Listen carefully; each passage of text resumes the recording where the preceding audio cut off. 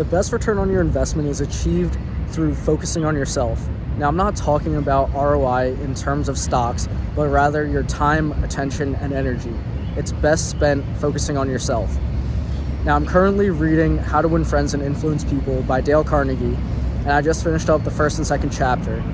The first chapter talks about not criticizing people, because if you're trying to provide feedback, or if you're trying to change somebody's mind or influence somebody's behavior, the best course of action is not through providing criticism, right? The most natural human reactions are to either defend yourself, not take accountability and play a victim, or even just like deflect the blame onto someone else or to something else and kind of justify your reasoning why, even if you did something wrong, you might even try to rationalize that and try to defend yourself if somebody's providing criticism to you.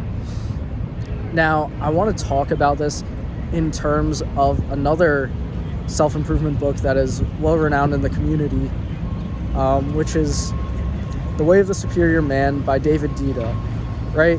This is kind of what got me thinking, since I've read both of these books. I haven't read entirely How to Win Friends and Influence People, but I'm getting through it. And they both talk about using criticism, right? David Deida talks about using criticism when you're with your close friends, when you're with your masculine friends, and rather providing compliments in areas of improvement when you're dealing with your woman or women in general, right? And so I was thinking about this in terms of Dale Carnegie's verbiage of saying, never provide criticism whatsoever, only provide praise, only provide genuine appreciation. So I do think that both sides are valid, but I was journaling about this yesterday after reading, and I do still think David Deida has a point in when to use criticism. I think I've narrowed it down to, you can use criticism when you're with close friends.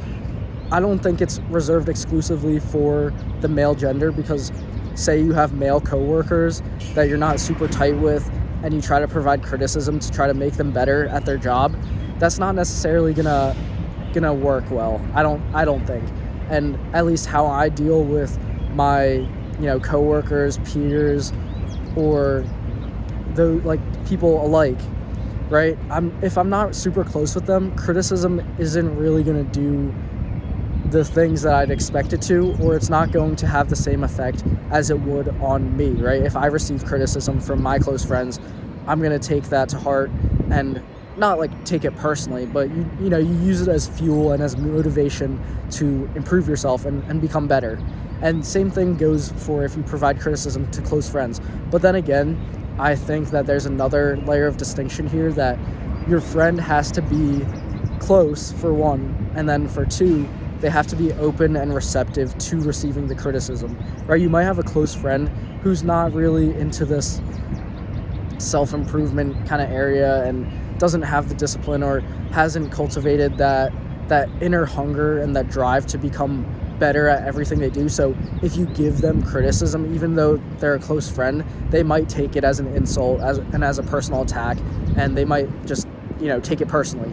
So you don't want to do that. So you have to know your audience, I guess is what I'm trying to say. And then with everybody else, I think it's very relevant advice to just kind of blanket statement, never give criticism to anybody else, especially peers or people you're supervising or anything like that, especially if you're in a leadership position.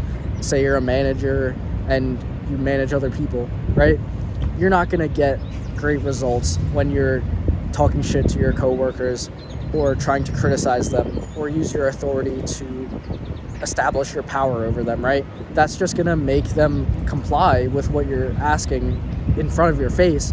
But as soon as you turn your back, they're just going to, resent you or hate you, because that criticism, if it's not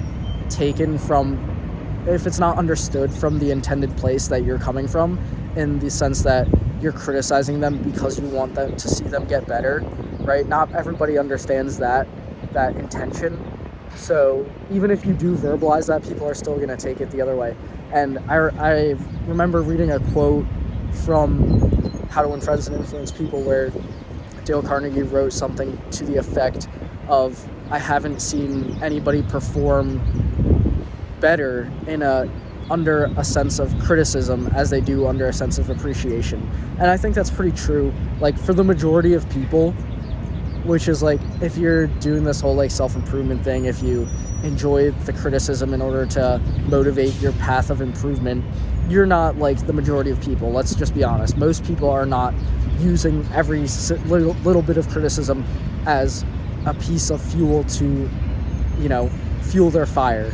So if you are catering to the majority and you're interacting with people who are the majority, you're going to have to cater to their kind of needs and their communication preferences, which would be through senses of appreciation rather than through criticism. But then again, you can utilize the tool of criticism, because that's how I find the most motivation, is when other people, especially like people who know me, who are close to me, will not like pick on me, but they'll point out areas of weakness. And then, if I respect them, which if they're a close friend, I should respect them, then that's kind of where it comes out that I can be like, okay, yeah, this person is looking out for my best interests. They just want to see me get better. I need to do something about this because I know I'm lacking. So yeah, that's kind of like what I wanted to tie in. And another thing that he talked about in the first chapter of How to Win Friends and Influence People, going back to the whole title of the video of achieving the best return on your investment. If you worry about other people's behaviors, that's just not even the best use of your efforts and your energy.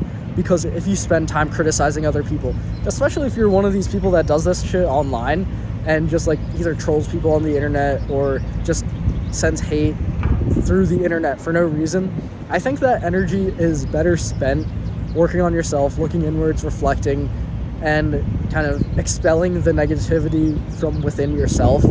Just because, what is a hate comment online to Steph Curry gonna do, right? Is that really gonna change how he plays basketball? Or, if you hate on LeBron James for whatever, promoting his political ideologies on Twitter instead of just playing basketball, you think that's really going to positively affect him in any way, or even negatively affect him? For one, it might negatively affect him, because if he reads that, then sorry for the construction noises. I've kind of just accepted that there's no quiet place in Pittsburgh for me to record.